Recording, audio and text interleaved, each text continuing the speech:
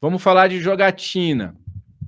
A Câmara dos Deputados, na madrugada desta quinta-feira, já passava da meia-noite, o repórter Wilson Lima estava acordado, coitado. Deixa eu dizer uma coisa para você, principalmente para você que é estudante de jornalismo que me acompanha aqui.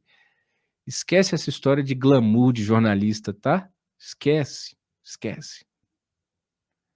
O Wilson Lima foi dormir que horas ontem? Vou perguntar para ele, mas até meia-noite e meia estava escrevendo matéria no site. Esquece, ó, o terninho, as luzes, esquece. É pauleira. É cuidando do estômago e da mente. Mas é uma missão. Acredito e espero que todo jornalista tenha isso em mente. Pois bem, na madrugada desta quinta-feira, a Câmara aprovou o texto base e hoje, pela manhã, aprovou a conclusão dessa proposta, sem nenhum destaque aprovado. Esse projeto que libera geral os jogos de azar, jogatina no Brasil, incluindo bingos, cassinos e até o jogo do bicho está liberado nesse país com a aprovação dessa proposta, que ainda vai passar pela análise do Senado.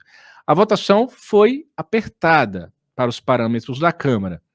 246 votos favoráveis contra 202 votos contrários, mas o suficiente para carimbar a liberação da jogatina no Brasil. A bancada evangélica chiou, por meio do seu líder atual da Frente Parlamentar Evangélica, o deputado Sóstenes Cavalcante, do Rio de Janeiro, ligado ao pastor Silas Malafaia, aliado de primeira hora do governo Bolsonaro.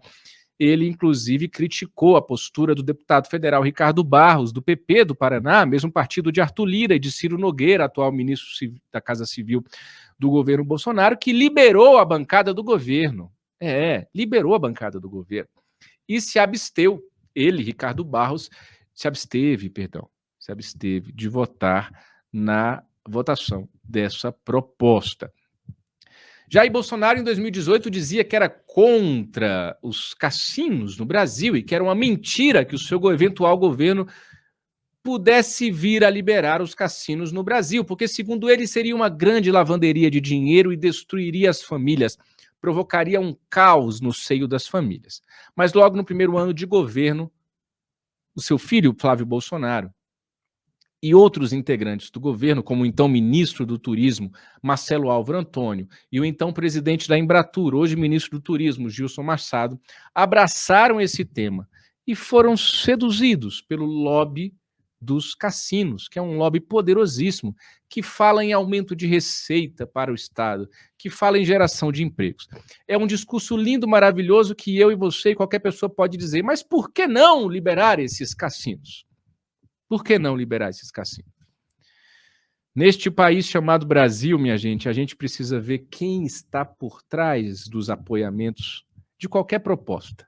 Nem que seja a proposta para declarar Madre Teresa de Calcutá santa. Você fala, oh, que maravilha, Beata Madre Teresa de Calcutá, rogai por nós. Mas você precisa ver quem é que está assinando esse projeto, quem é que está se movimentando por esse projeto, quem é que vai ganhar alguma coisa com esse projeto. Eu tenho acompanhado essa discussão da jogatina no Congresso desde que eu entrei aqui no Antagonista, ainda em 2016. Em 2017, Ciro Nogueira quase conseguiu passar isso no Senado. A Simone Tebet, inclusive, foi uma das que ajudou a derrotar essa proposta lá no Senado. Depois que Ciro Nogueira chegou à Casa Civil do governo Bolsonaro, ele puxou para si esse tema, falou com Arthur Lira, criaram um grupo de trabalho no ano passado e aprovaram na madrugada de hoje, em meio à invasão russa à Ucrânia, em uma sessão virtual, remota, semipresencial, porque na semana que vem tem carnaval, depois na outra semana vão voltar às sessões presenciais. Só que Arthur Lira quis tratorar esse projeto com a sessão virtual, que obviamente, por mais tecnológica e legal que seja, ela dificulta o debate sobre a proposta.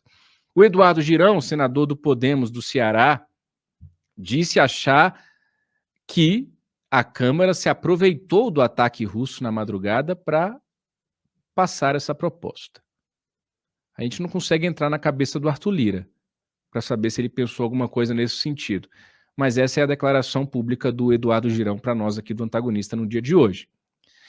Vale lembrar que a Câmara dos Deputados também se aproveitou de um fato, que foi o acidente do avião Chapecoense, você se recorda, aquela tragédia, para naquela noite desfigurar o projeto das 10 medidas contra a corrupção. É uma especialidade deste parlamento aprovar projetos na madrugada e em meio a fatos de comoção nacional e ou mundial. Em nosso site do Antagonista, você pode conferir como votou cada deputado em relação a essa proposta, que, repito, segue agora para apreciação no Senado. Daniel, solta a vinheta, a gente muda de assunto. Aconteceu, você fica sabendo aqui. Papo Antagonista.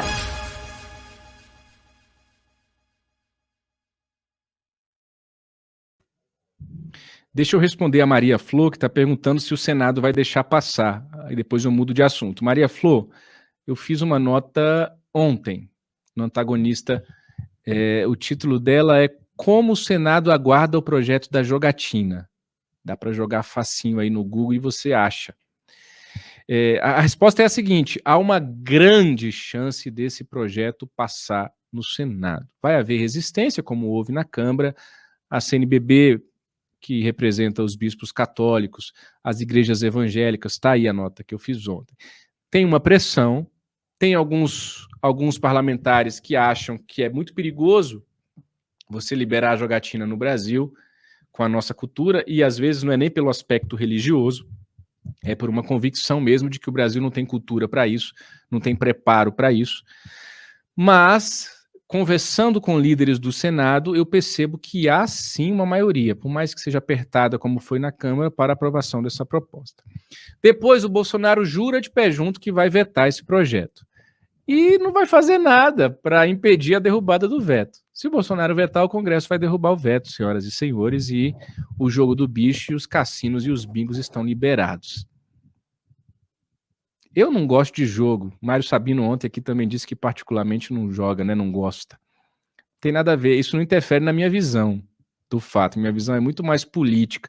A minha visão de como jornalista é muito mais de perceber, escrevi isso no Twitter ontem para quem me acompanha, que os investimentos em relação a esse assunto já estão praticamente definidos. Conversando com os deputados que apoiam essa proposta, vai ter alguma coisa na Bahia, no Nordeste, no Rio de Janeiro, em Foz do Iguaçu. É como se os investimentos já estivessem direcionados para locais específicos com intermédio de pessoas específicas. Eu já fui um homem de mais fé. Deus precisa amolecer meu coração. Eu estou igual Pedro, Tomé e outros apóstolos cabeça dura, que viraram homens de pouca fé.